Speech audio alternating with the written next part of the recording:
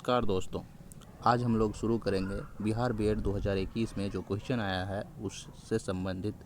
ये है सेक्शन 5, जिसमें पूछा गया है कि विद्यालय में शिक्षा और ज्ञान का वातावरण। ये हर एक पेपर में सेक्शन 5 जो है वो आता है, उसमें से हम लोग क्वेश्चन को डिस्कस करेंगे और किस तरह से कॉमन सेंस से हम लोग क्वेश्चन को सही कर सकते हैं। तो आइए देखते हैं।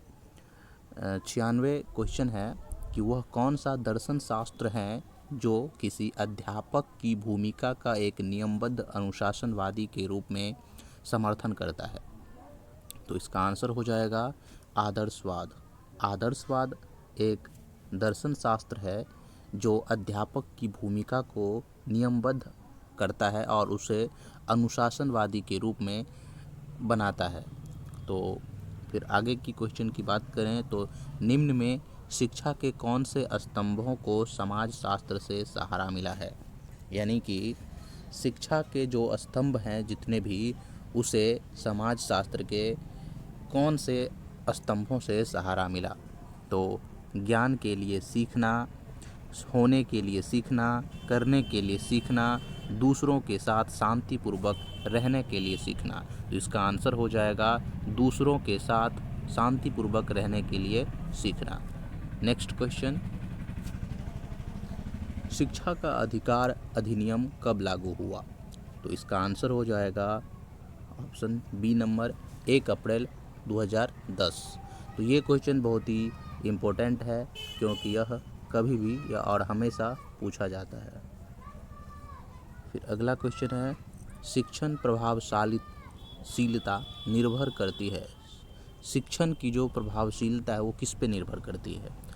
तो आप ज़रा सोचिएगा तो पता चलेगा कि शिक्षक का व्यक्तित्व अगर अच्छा हो तो उससे शिक्षण का कोई मतलब नहीं है। अगर शिक्षक की लिखावट हो तो ये तो बात ही गलत है।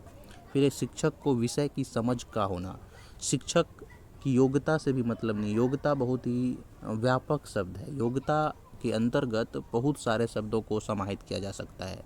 लेकिन अगर हम ये बात करें कि शिक्षक को विषय की समझ हो, अगर उन्हें विषय पे अच्छा पकड़ हो तो उस सब्जेक्ट को अच्छे से पढ़ा सकते हैं।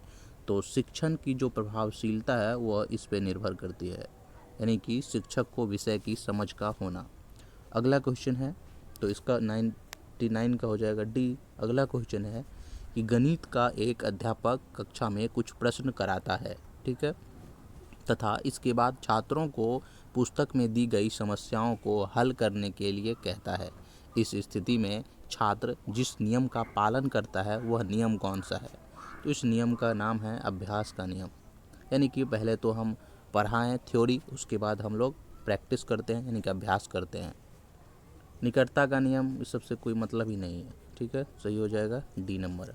फिर है, भारत में शिक्षा के इतिहास में निम्नांकित महत्वपूर्ण प्रभावों को कालिक क्रम में प्रदर्शित करें। तो इसका आंसर हो जाएगा सबसे पहले धर्म पे आधारित शिक्षा होती थी। उसके बाद राजनीतिक, जैसे कि तक्षशिला सब के समय में। उसके बाद प्रजातंत्र और उसके बाद आधुनिकीकरण।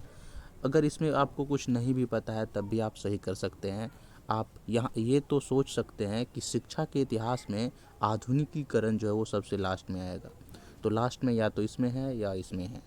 उसके बाद आपको ये भी पता होगा कि धर्म जो है वो पहले आएगा प्रजातंत्र से, राजनीति से भी पहले आएगा।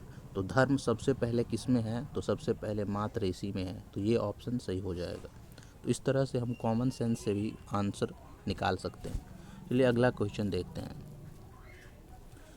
अगला क्वेश्चन है, कक्षा में व्यक्ति भेद का ज्ञान अध्यापक को मदद करता है। ये क्वेश्चन रिपीटेड क्वेश्चन है, एक बार फिर आया, कभी और आया था क्वेश्चन। तो देखते हैं इसका क्या आंसर होगा।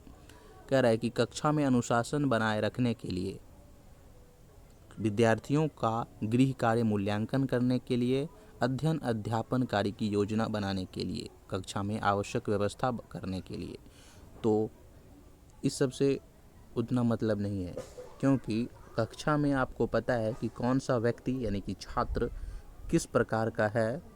तो यह जो ज्ञान है यह अध्यापक को मदद करता है अध्ययन अध्यापन कार्य की योजना बनाने के लिए। अगर अध्यापक को पता है कि कौन जो व्यक्ति यानी कि छात्र है वो कमज़ोर है, तो उसके लिए अलग से लास्ट में टाइम निकाल करके उन्हें कुछ बताया जाए। तो इस तरह की अध्ययन अध्यापन कार्य की योजना बनाने में यह बात शिक्षक को या यह ज्ञान शिक्षक को या अध्यापक को मदद करती है। आगे की क्वेश्चन हम देखते हैं 103। आधुनिकीकरण प्रक्रिया है। क्या है आधुनिकीकरण प्रक्रिया? तो यहाँ पे हो जाएगा आधुनिकीकरण प्रक्रिया में परिवर्तन होती है और अनुकूलता। तो ये इसका आंसर बी। फिर आगे की क्वेश्चन 104। मिड डे मील कार्यक्रम प्राथमिक विद्यालयों के लिए इस विचार से प्रारंभ किया गया। किस विचार से प्रारंभ किया गया? ये आप कॉमन सेंस से बना सकते हैं कि नामांकन की संख्या को बढ़ाने के लिए, समुदाय को शामिल करने के लिए, तो ये तो हो नहीं सकता। अध्यापकों को व्यस्त करने के लिए, तो ये भी बात उटपटांग है।